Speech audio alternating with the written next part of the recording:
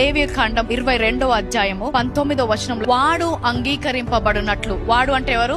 ఎవరైనా పాపము చేసిన వారు దేవుని దగ్గరకు వచ్చి వారు అంగీకరింపబడాలంటే ఏం చేయాలంట?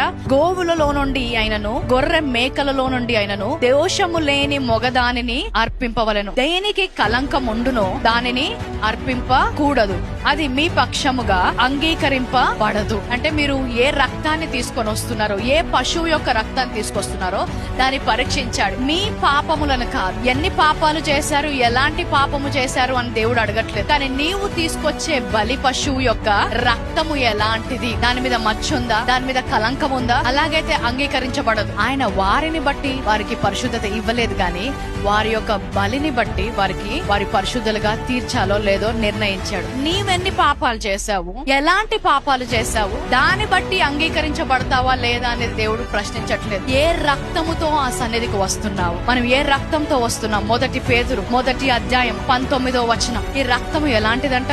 అమూల్యమైన రక్తము చేత, అనగా నిర్దోషమును నిష్కలంకమును గొర్రె పిల్ల వంటి క్రీస్తు రక్తము చేత. హల్లెలూయా. నిష్కలంకమైన, నిర్దోషమైన, పావన యవన గొర్రె పిల్ల రక్తముతో ఆయన సన్నిధిలో ప్రవేశిస్తుండగా నీవు దేవుని చేత అంగీకరించబడ్డావు. ఆమేన్.